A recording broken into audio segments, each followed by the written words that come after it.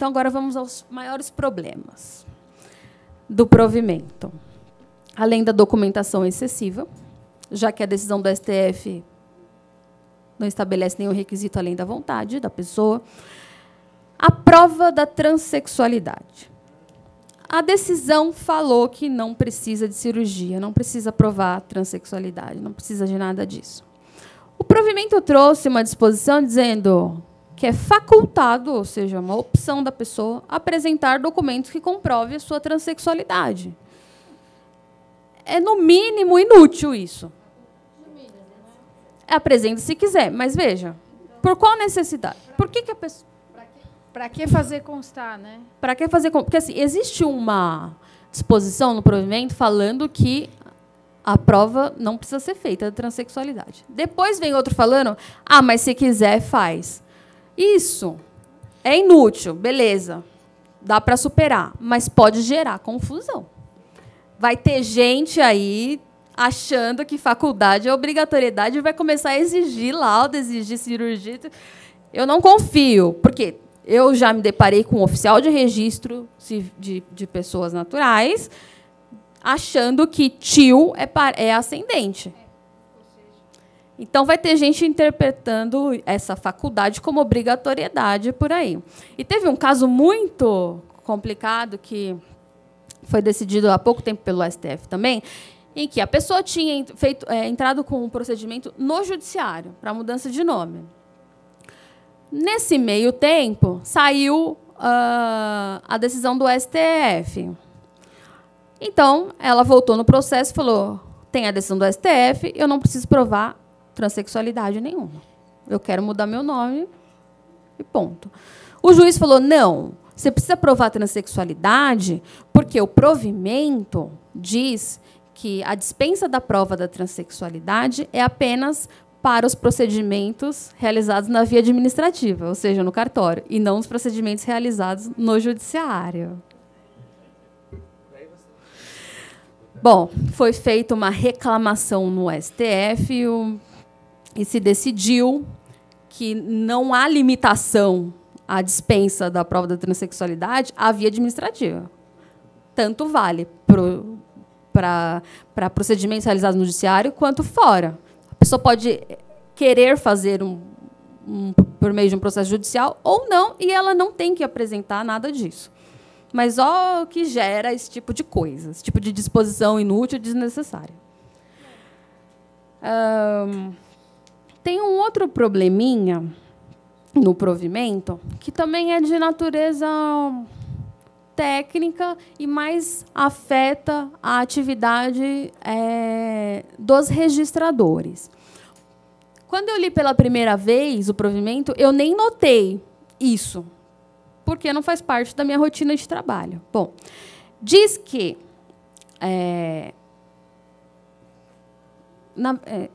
vou explicar de uma maneira mais fácil. Para se localizar registros nos livros, existem os chamados índices. E no provimento diz que, ao realizar a mudança de nome, o registrador deve manter índices que permitam a localização do registro da pessoa trans pelo nome anterior e pelo nome atual. Coisa que não existe quando a troca de nome por qualquer outro motivo. Permanece só o nome novo. Mas, nesse caso, o provimento exige que se mantenham índices capazes de localizar a pessoa por um nome e pelo outro, o que é um problema. Não precisava. Sigilo. O sigilo deve ser resguardado. Ok. Em certidão, porque a certidão ela expressa o que está no livro. E uma coisa que o Ângelo gosta sempre de falar é que não tem certidão original e não original. Primeira via, essas coisas. Apesar da gente falar corriqueiramente, primeira via da certidão, aquela primeira que a gente trouxe para casa e perdeu. Ai, meu Deus, agora precisa de uma segunda via. Não, sempre que você for ao cartório, você vai receber uma certidão, uma coisa que certifica que aquilo está registrado no livro de registro. No livro, consta um monte de coisa que não pode constar nas certidões. Quando ocorre uma adoção, por exemplo, vai constar lá os dados do processo da adoção no registro, no livro que fica arquivado no cartório. Mas na certidão jamais deve constar que a filiação foi por adoção. Nunca. Né? Então, na certidão de nascimento da pessoa trans que mudou o nome, não deve constar que ela mudou por causa de sua condição de transexual. Jamais, em hipótese alguma.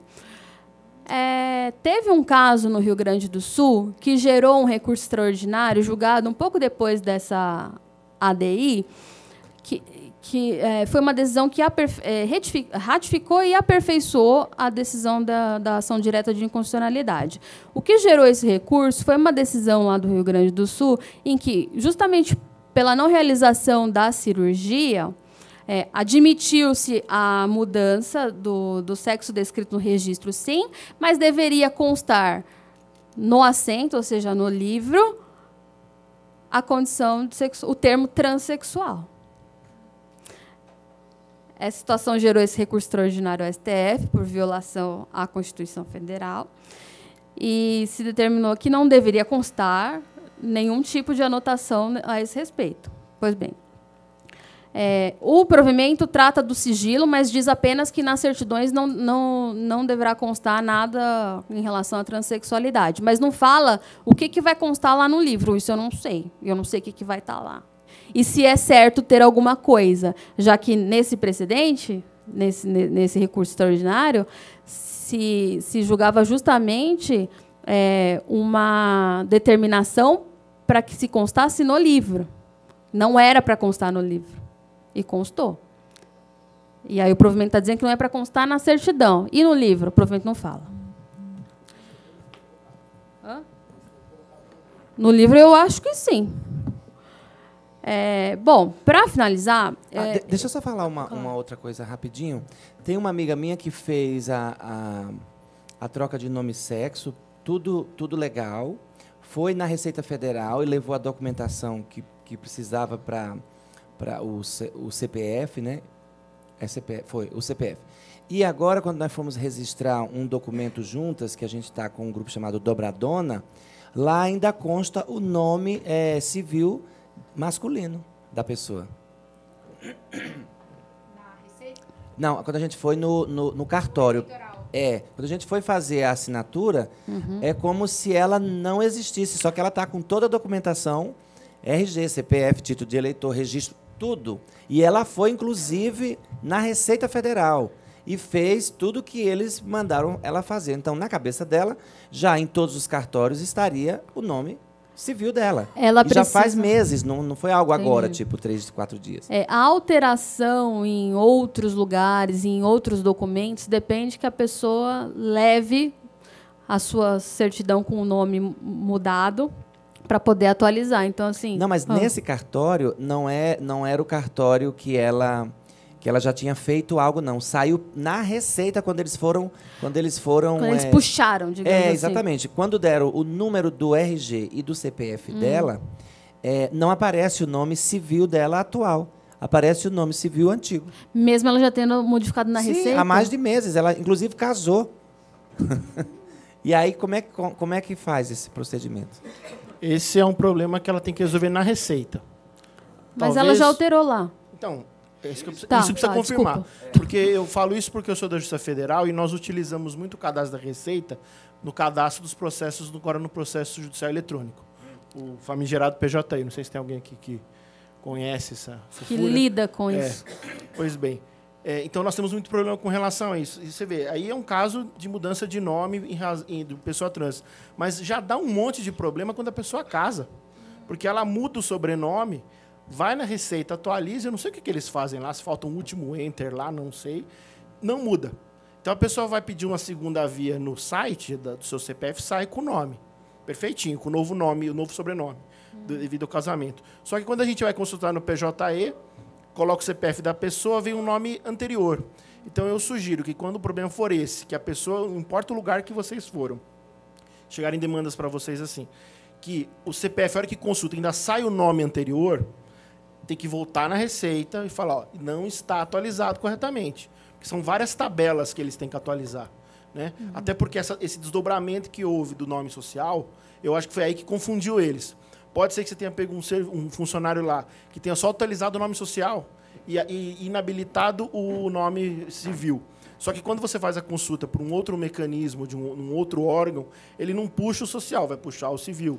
Então, tem que ser verificado mas não é mais nome Receita. social. Já é... Não, eu sei, Já é o mas civil. o cadastro pode ter sido feito pelo Quem fez, funcionário. tratou como É se isso que eu tô fosse falando, nome eu sei que social, não, pode talvez. ser, pode ser. Ela Pode foi ser. lá alterar o nome dela. Quer dizer, é um Perfeito. problema do sistema da Receita que não ocorre só com pessoas trans, Então, ocorre não com é do várias órgão outras que você situações de vai. mudança. Não é o órgão que tem acesso ao banco que está trazendo o dado errado. Então, se você foi num cartório, colocou o CPF, traz o nome civil anterior, Claro, não. o isso problema aí está no banco de dados da Receita. Exato. E não da pessoa que está buscando. Ela até, por boa fé, ela vai consultar para ver se aquilo é verdade. Quando ela puxa, como a gente pega uma certidão eletrônica, a gente não, se quiser Não, a ver aquela pessoa achou verificação... que era falsidade ideológica. Olha onde chega a situação. A pessoa chegou e falou assim, mas quem é fulano de tal, não sei das quantas? Ela falou, quem? Ela ficou totalmente constrangida, né? Porque ela falou alto, assim, na frente. Aí, até ela explicar, ela chamou a menina num canto, foi explicar que tinha sido uma mudança de nome, etc. Então, ela falou, pois então, mas aqui para a Receita Federal, você não existe. Então, Entendeu? o problema está nesse caso da Receita. Então, restitui meu imposto de renda retido na fonte, né? Resumindo, então, ela tem que voltar lá e dizer que tá desatualizado ainda, apesar de no CPF constar já o novo nome.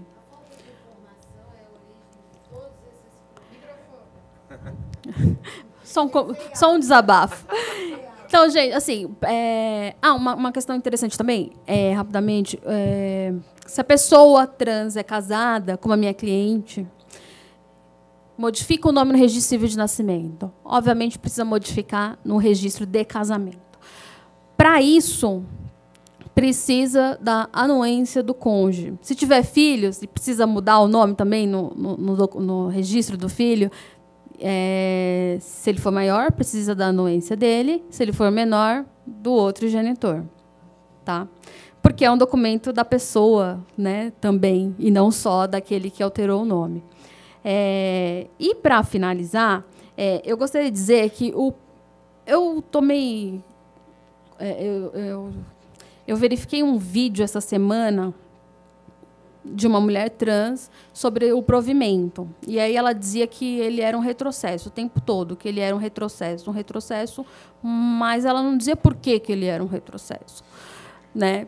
E eu queria entender por quê. Porque assim, eu não vejo como um retrocesso, eu vejo ele muito problemático, ele precisa de aperfeiçoamento, ele precisa até ser revogado.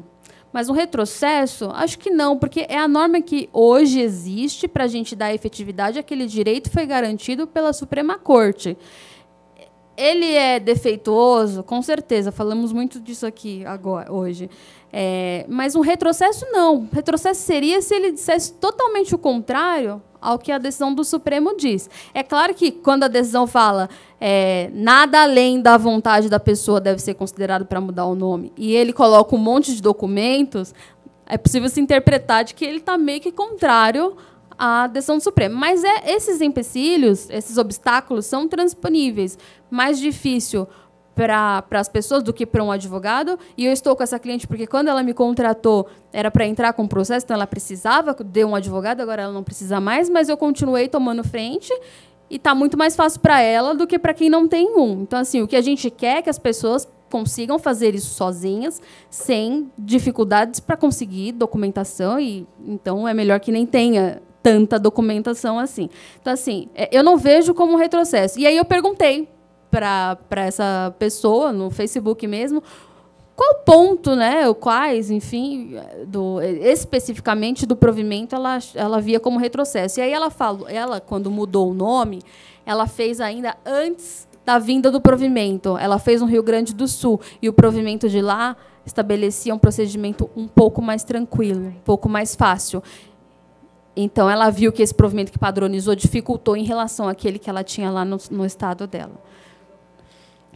Eu agradeço a atenção de vocês, o interesse, e continuo à disposição. Muito obrigada. Eu tenho umas perguntas.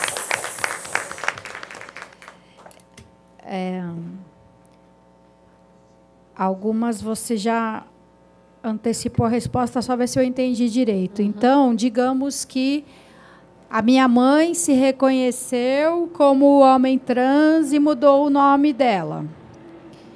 Eu posso ir ao cartório e pedir para mudar o nome da minha mãe? Porque, assim, se a minha mãe quiser mudar no meu registro, eu precisaria concordar. Agora, e se eu quero mudar o nome no registro civil? O meu nome, quer dizer... O nome da sua mãe no seu registro. Isso. Eu posso ir ao cartório e pedir essa mudança? Isso não é usual. Tá. Mas eu não vejo nenhum problema. Inclusive porque você está mudando o teu registro. Então, basta levar o novo dela, né, obviamente, para comprovar a mudança e pedir. Tá. Não conseguiu? Suscita dúvida. Suscita dúvida. Tá. Sendo maior, sempre, sem qualquer problema. Menor. Outra coisa que eu não sei se mudou recentemente, porque já faz tempo que ocorreu comigo, mas eu precisei abrir firma em cartório. E aí você leva um documento seu, né? E eu levei o meu RG, do qual consta o número da minha certidão de casamento.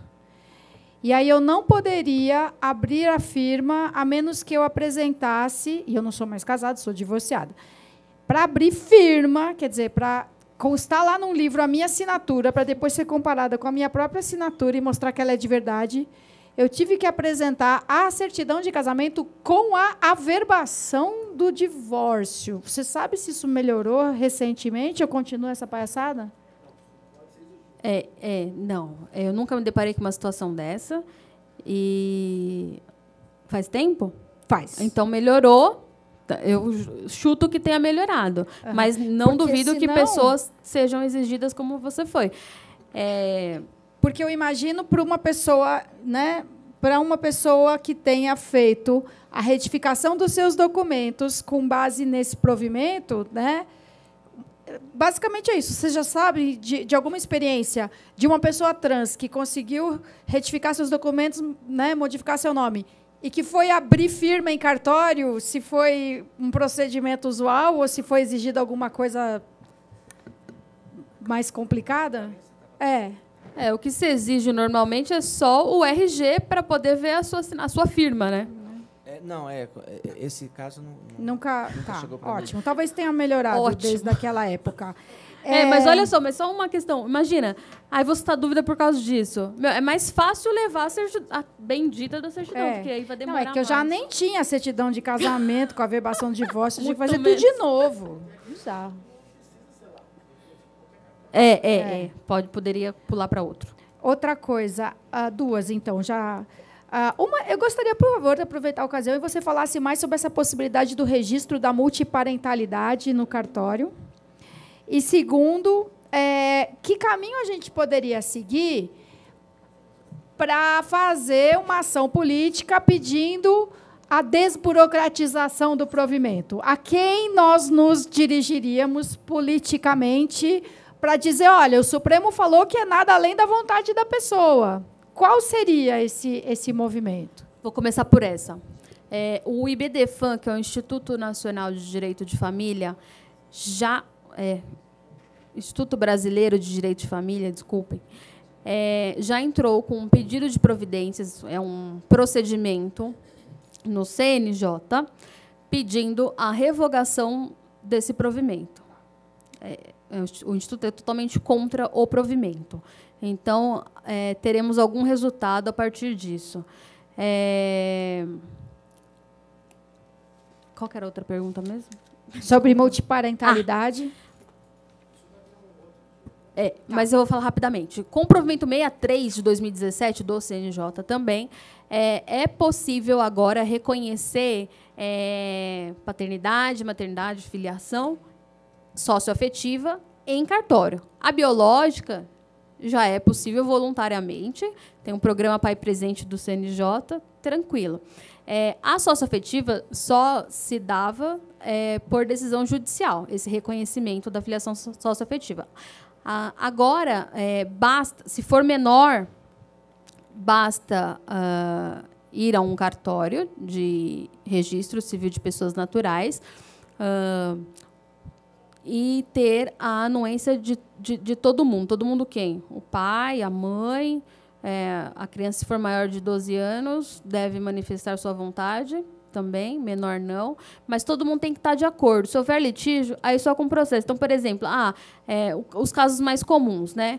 A mãe tem um filho, constitui uma nova união, e o companheiro ou o marido, enfim, reconhece essa criança como filha dele também. E quer reconhecer isso oficialmente. Se o pai biológico concordar, é possível fazer isso no cartório, preenchendo o formulário lá, que é um requerimento, enfim, levando documentação pessoal, nada muito além disso. Agora, se o pai biológico ou mãe biológica não concordar, aí só no judiciário. Mas está bem tranquilo fazer isso. E em caso de uniões homoafetivas, isso também é possível? A mãe se casou com uma mulher, sim, e a mulher quer adotar, né, reconhecer a maternidade daquela criança? Sim, não há diferença nenhuma. Tá. Não é adoção, sim. Então, aliás, fica constando o nome de mais de 2 pessoas. Isso, que é o que forma a multiparentalidade. Não é adoção, porque a adoção ela desconstitui o vínculo anterior. Filiação socioafetiva. Reconhecimento de filiação socioafetiva. Não, em cartório não é permitido constar mais de 2 pais ou mais de 2 mães. Assim, aí acabaria ficando com 2 pais ou 2 mães e um pai ou uma mãe, enfim. Vou repetir o que ele falou no microfone. Então, você pode constar desse seu registro de nascimento até 6 avós. Porque você vai ter os avós paternos, por exemplo, maternos e maternos de novo, ou 2 paternos, enfim, dependendo de quantos pais você tem, 3 mães, ou 3 pais, ou 2 mães e um pai. Sim, já existe. Só que antes era no judiciário que você conseguia isso, se houver consenso. Puxa, que pacífico. Uma pergunta? Bom dia. Bom dia. É uma dúvida e uma pergunta. A dúvida em relação ao que você falou logo no início. Atualmente, a mudança de nome, sai o nome e o sexo ou não? Atualmente? Sim, você pode. O provimento permite que você mude em cartório o nome e o sexo, os 2. E se por um acaso acontecer igual o da minha amiga, o nome dela mudou, porém o sexo não. Se eu for em algum lugar, o lugar pode... No caso, só falta mudar o sexo, né? Quer dizer, pode ir no cartório e mudar só o sexo? Agora, porque ela fez no judiciário, sim, e exigia para mudar o sexo a cirurgia. Agora, com o provimento, vai no cartório para mudar só o sexo, tranquilamente. Sim, eu fiquei pensando nisso. Obrigada. Só isso? Obrigada. Imagina. Nada mais havendo a tratar. Agradeço a presença de todas e todos e reforço o convite para a reunião da semana que vem, sexta-feira, dia 28, das 10 ao meio-dia, sobre como se constrói, como se coloca em prática o orçamento municipal. Agradeço mais uma vez a presença de vocês. Até a próxima.